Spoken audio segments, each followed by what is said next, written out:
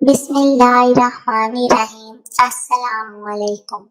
मैं आपको कहानी सुनाना शुरू करूं इससे पहले आप मेरे चैनल को सब्सक्राइब करें और बेल आइकॉन के बटन को दबाना ना भूलें ताकि मेरी हर वीडियो आप तक आसानी से पहुंच सके। दो बहनें थी, दोनों ही बहुत गरीब थी, शादीशुदा थी, दोनों के शौहर फौत हो चुके थे। एक का बेटा और एक की एक बेटी थी। अब जब वो बड़े हुए नौजवान तो दोनों की वालदा का इंतकाल हो गया। अब उन दोनों ने फैसला किया कि हमारा और तो कोई इस दुनिया में है नहीं, क्यों ना बेहतर होगा हम दोनों ही एक दूसरे से शादी कर लें। उन दोनों ने मोहल्ले के चंद बड़े बुजुर्गों को पास बैठाया, काजी साहब को बुलाया और अपना निकाह कर लिया। निकाह के बाद वो दोनों मियां बीवी रहने लगे।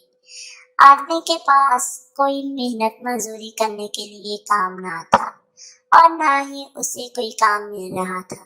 दिन ब दिन घर में फाका बढ़ता जा रहा था।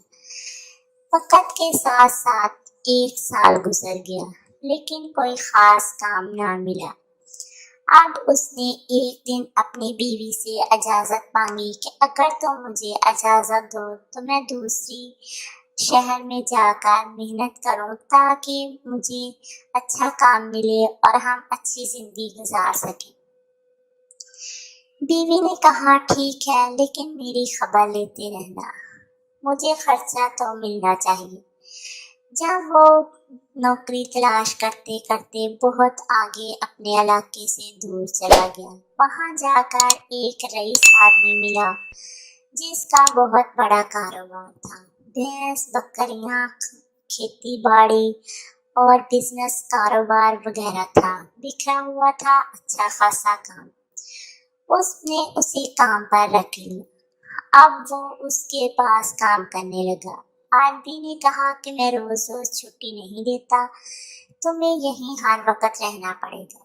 बीवी को खत लिखा कि मुझे अच्छी नौकरी मिल गई है, मैं तुम्हें हर माह खर्चा देता रहूंगा। ये बहुत पुराने वक्तों की बात है। इस वक्त 2000 की बहुत वक़्त हुआ करती थी। उस आदमी की तनख्वाह 2000 थी। वो खाने पीने का तो उसे फिक्र ना था, इसलिए वो अपनी बीवी को हर माह 1500 रुपया भेज दिया करता था। उसकी बीवी हामला थी, ये वो जानता था। कभी कभी खत भी लिखता और कहता कि अपना ख्याल रखना और अपने बच्चे का भी। बीवी अनपढ़ थी, इसलिए आगे से जवाब ना देती।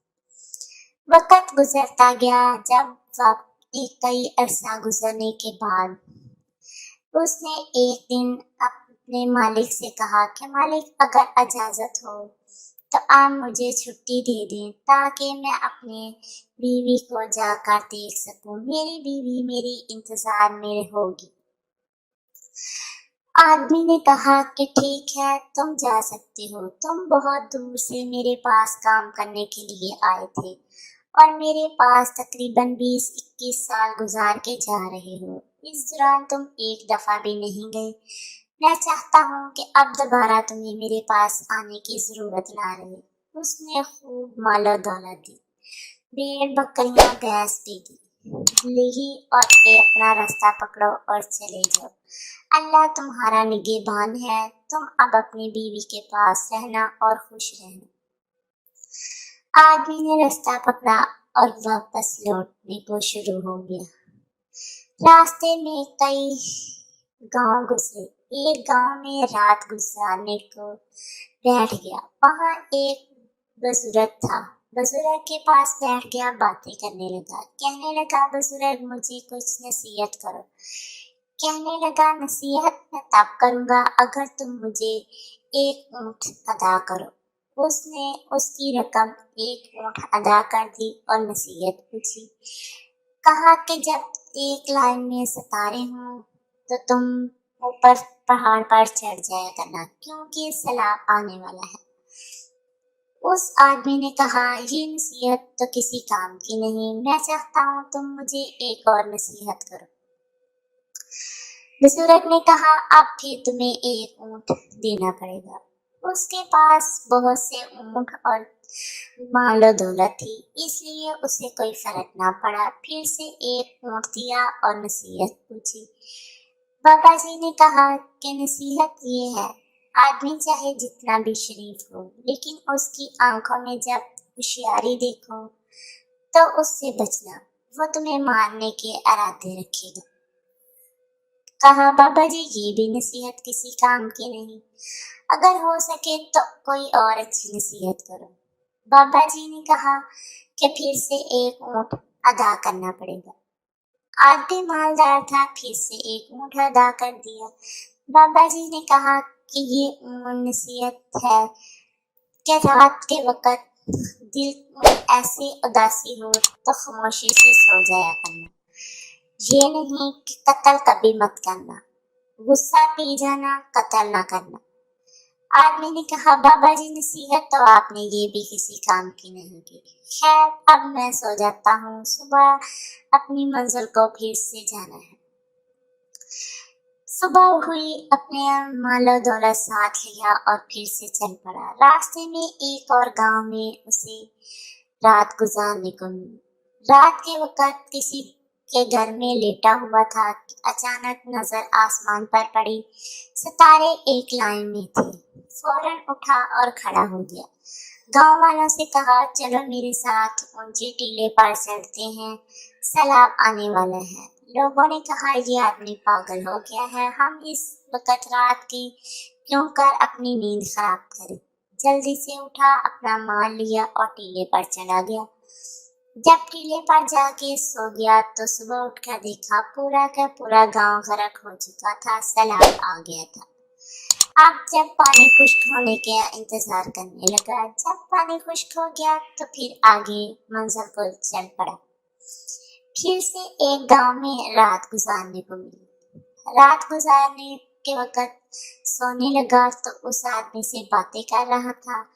آدمی تو بہت شریف تھا، پورا گاؤں اس کی تعریف کرتا، لیکن اس کی آنکھوں میں بہت ہی ہوشیاری نظر آ رہی تھی۔ دل میں وہی بات یاد آئی کہ بابا جی نے کہا تھا آنکھوں میں ہوشیاری ہو تو اس سے بچنا۔ اپنا بستر یوں بچھا دیا جیسے کوئی آدمی اس کے اندر سویا پڑا ہو، لیکن خود چھپ کر بیٹھ گیا۔ اس آدمی نے جب آدھی رات گزر چکی تو ایک خنجر اٹھایا اور اٹھا کر بستر پر آ کر مارنا شروع کر دیا۔ بھاگ کر اس نے آ کے خنجر پکڑا اور شور مچا دیا۔ سارا گاؤں والے اکٹھے ہو گئے اور اسے پکڑ لیا۔ وہ سمجھ گیا کہ نصیحت یہ بھی اچھی ہے، ویسے تو شریف تھا لیکن میرے مال و دولت کو دیکھ کر بے ایمان ہو گیا اور میرا مال و دولت ہڑپ کرنے کے چکر میں مجھے قتل کر رہا تھا۔ اب پھر سے صبح ہوئی، اپنا راستہ پکڑا اور اپنی منزل کو پہنچ گیا۔ گھر میں داخل ہونے والا لگا تو رات کا وقت تھا۔ دیکھا کہ بیوی لیٹی ہوئی ہے اور ساتھ میں ایک نوجوان لڑکا۔ بہت ہی پریشان ہوا کہ میری بیوی میرے پیچھے سے کیا کرتی رہی، جبکہ میں تو ہمیشہ اسی کے فکر میں رہتا تھا۔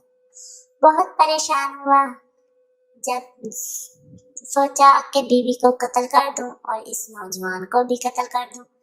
پھر دل میں خیال آیا اگر دو نصیحت ٹھیک ہو سکتی ہیں تو تیسری بھی، کیوں نہ میں صبح کا انتظار کروں۔ صبح کا وقت ہوا، گاؤں والوں کے پاس چلا گیا، پوچھا کہ فلاں نام کا آدمی رہتا تھا۔ لوگوں نے بتایا کہ بہت ہی غریب تھا، وہ تو بیچارہ محنت مزدوری کرنے کے چکر میں نہ جانے کہاں چلا گیا، اپنی بیوی کو خرچہ دیتا ہے، بیوی اپنا خرچہ آسانی سے کر رہی ہے اور خوب اچھی زندگی گزار رہی ہے۔ کہنے لگا کہ بیوی تو حاملہ تھی، بتایا ایک نوجوان بیٹا ہے، نفس کر چکا ہے، عالمہ کا آخری سال ہے، صبح انشاءاللہ اس کی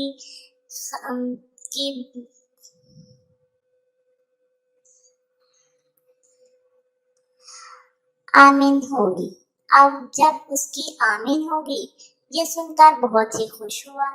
دیکھا صبح کو خوب جلسہ لگا ہوا تھا، وہی نوجوان آدمی تقریر کر رہا تھا اور دعا میں یاد کیا کہ میں دعا کرتا ہوں کہ میں اپنی پڑھائی کے بعد اب ایک کامیاب قاضی بن جاؤں، اچھی تربیت کروں بچوں کی और सबसे एंड पर ये दुआ करता हूँ कि इलाही मेरे बाप को तंदुरुस्ती देना और वो जल्द से जल्द हमारे पास हमें मिलने के लिए आ जाए।